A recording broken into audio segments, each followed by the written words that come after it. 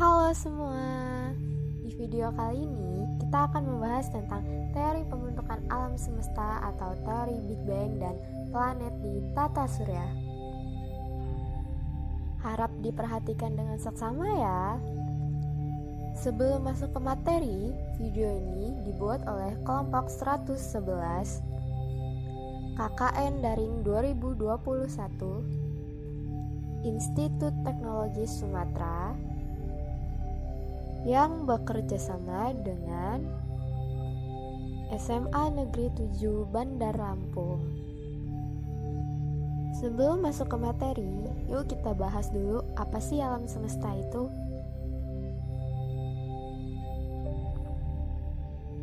Alam semesta sebagai tempat tinggal semua makhluk hidup merupakan ruang angkasa yang maha luas dan maha besar, disebut juga universe. Isinya berjuta-juta bahkan bermiliar-miliar benda langit yang disebut bintang atau bintang sejati. Kemudian ada planet atau bintang yang beredar, satelit atau bulan, komet atau bintang berekor, asteroid atau planetoid, meteor atau bintang beralih, dan debu-debu udara atau debu kosmis dan sebagainya.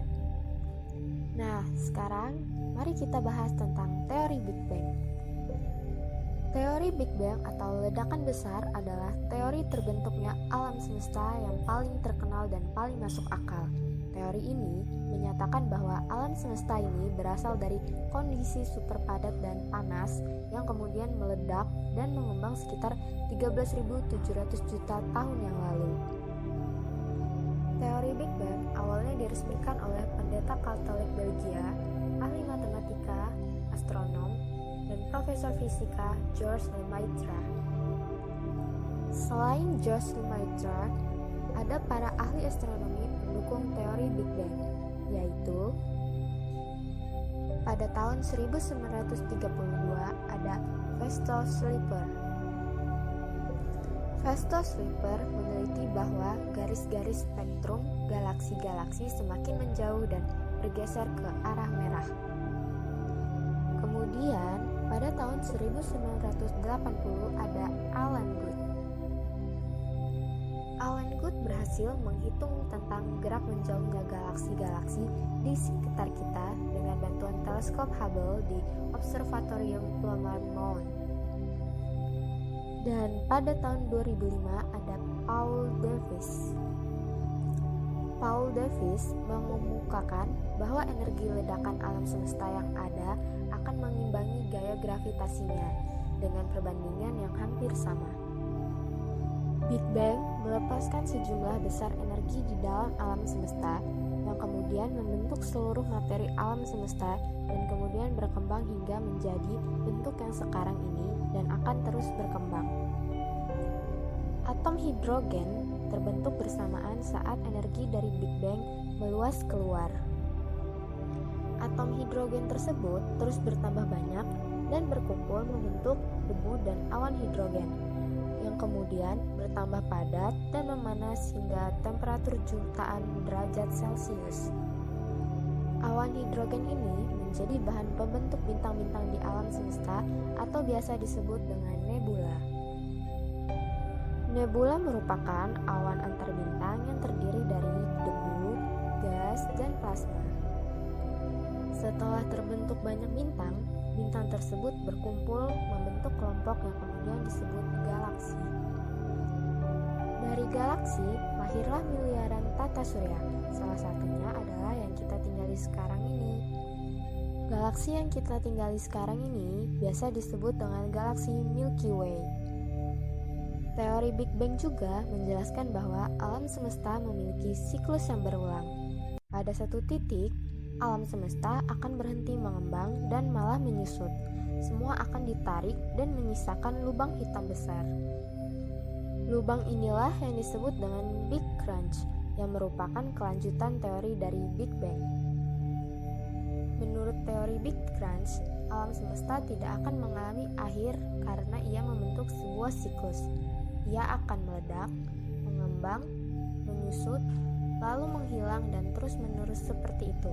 Dalam kata lain, alam semesta akan berreinkarnasi. Setelah membahas teori Big Bang, mari kita membahas tentang tata surya. Tata surya merupakan suatu sistem di alam semesta yang terdiri atas matahari sebagai bintang utama dengan planet-planet dan seluruh satelit-satelit yang mengelilingi planet induknya. Selain matahari dan planet-planet, di tata surya juga terdapat meteor, ada juga komet, serta terdapat asteroid. Pada tata surya ada beberapa teori. Yang pertama, teori nebula. Teori ini disampaikan oleh dua orang astronom, yaitu Immanuel Kant pada tahun 1755 dan Pierre Simon de Laplace pada tahun 1796. Yang kedua ada teori planetesimal, disampaikan oleh Thomas Chamberlain pada tahun 1843. Beliau merupakan seorang ahli geologi, dan Forrest Moulton pada tahun 1872 yang merupakan seorang ahli astronomi. Yang ketiga ada teori pasang surut yang dikemukakan oleh Sir James Jeans pada tahun 1877 dan Harold Jeffreys pada tahun 1891. Keduanya adalah ilmuwan dari Inggris. Dan yang terakhir ada teori awan debu, disampaikan oleh G.F. Kuiper pada tahun 1950. Sebelum kita masuk ke planet di tata surya, mari kita membahas tentang matahari. Matahari merupakan bintang yang memiliki massa dan gravitasi terbesar dibandingkan bintang-bintang lainnya, sehingga matahari bisa membuat planet-planet dan benda langit lainnya bergerak mengitari orbitnya. Matahari terdiri dari gas H2 dan helium. Pada pusat matahari, suhunya mencapai 14 juta derajat Celcius, sedangkan pada permukaan jauh lebih dingin, yaitu antara 5.000 sampai 6.000 derajat Celcius. Susunan matahari terdiri dari inti matahari, fotosfer, kromosfer, dan korona. Planet adalah benda langit yang gelap dan tidak mempunyai cahaya sendiri. Planet selalu beredar mengelilingi matahari. Planet tampak berkilau karena memantulkan sinar yang diterimanya dari matahari. Pada umumnya, planet dibagi menjadi dua. Yang pertama, planet dalam atau inner planets, meliputi Merkurius dan Venus. Dan yang kedua ada planet luar atau outer planets, meliputi Mars, Jupiter, Saturnus, Uranus, dan Neptunus. Kedua kelompok planet tersebut dibatasi oleh lintasan orbit bumi. Planet yang pertama ada Merkurius. Dalam mitologi Yunani, planet ini dinamai Merkurius sebab dewa Merkuri berbadan kecil dan juga sebagai pembawa pesan ia mampu melesat dengan cepat. Planet Merkurius berdiameter 4.862 km. Jarak rata-ratanya dari matahari adalah 58 juta kilometer. Pada siang hari, suhunya mencapai 200 derajat Celcius dan pada malam hari mencapai minus 270 derajat Celcius. Periode revolusinya adalah 88 hari, sedangkan periode rotasinya yaitu 59 hari. Planet Merkurius tidak memiliki satelit. Yang kedua ada Venus. Dalam mitologi Romawi, planet Venus dianalogikan dengan dewi yang penuh cinta dan kecantikan. Makanya, planet Venus sering disebut planet yang cantik. Planet Venus adalah planet yang terdekat kedua dari matahari setelah Merkurius. Planet Venus memiliki diameter 12.190 km. Jarak rata-ratanya dari matahari adalah 108 juta kilometer. Untuk periode revolusinya adalah 225 hari. Periode rotasinya minus 243 hari. Tanda minus menunjukkan rotasi berlawanan dengan planet-planet lain. Planet Venus tidak memiliki satelit seperti planet Merkurius. Yang ketiga ada planet Bumi. Kalian tahu gak sih, ternyata planet Bumi satu-satunya planet yang tidak dinamai oleh kerajaan Yunani kuno. Planet Bumi juga merupakan planet satu-satunya yang dihuni oleh makhluk hidup. Bumi memiliki diameter 12.725 km. Jarak rata-ratanya dari matahari adalah 150 juta kilometer. 70% permukaan bumi tertutup oleh air. Periode revolusi bumi adalah 365 hari, sedangkan periode rotasinya adalah 24 jam. Bumi memiliki satu satelit, yaitu bulan. Selanjutnya, planet Mars. Dalam mitologi Romawi, Mars artinya dewa perang.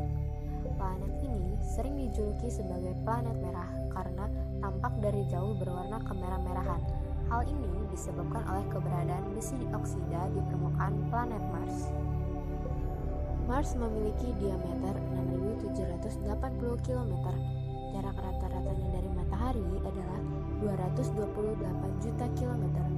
Untuk periode revolusinya adalah 1,9 tahun, sedangkan periode rotasinya adalah 24,6 jam. Seperti bumi, Mars memiliki kutub utara dan selatan yang tertutup salju.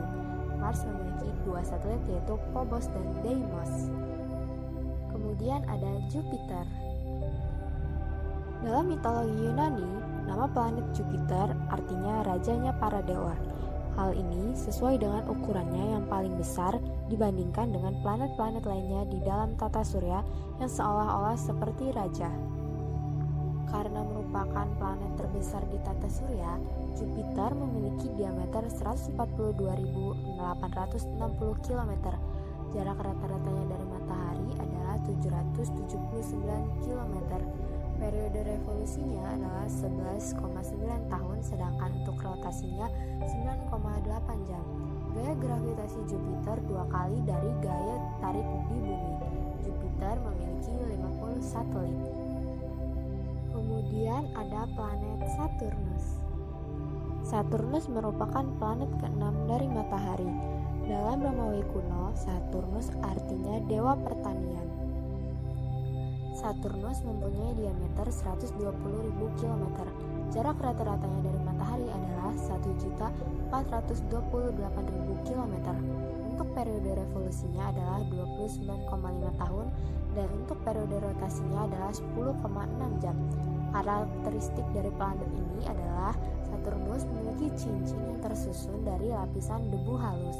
Saturnus juga memiliki satelit yang paling banyak, yaitu sebanyak 53 buah. Kemudian ada Uranus. Dalam bahasa dan mitologi Yunani, Uranus artinya dewa langit. Uranus berdiameter 50.100 km.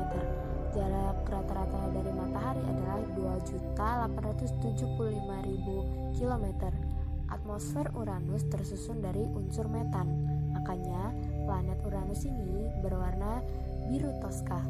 Periode revolusinya adalah 84 tahun. Untuk periode rotasinya sama seperti bumi, yaitu 24 jam. Uranus memiliki 5 buah satelit. Dan yang terakhir adalah planet Neptunus.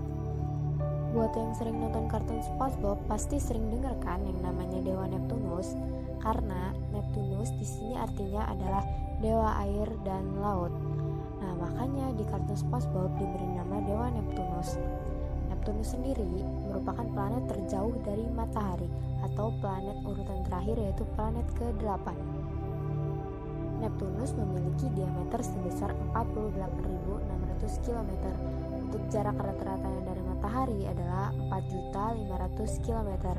Periode revolusinya adalah 164,8 tahun, sedangkan untuk rotasinya yaitu hanya 22 jam. Suhu rata-rata di Neptunus yaitu 60 derajat Celcius atau minus 213 derajat Celcius. Neptunus sendiri memiliki 13 satelit. Sekian penjelasan tentang teori Big Bang dan planet di tata surya. Semoga bermanfaat ya.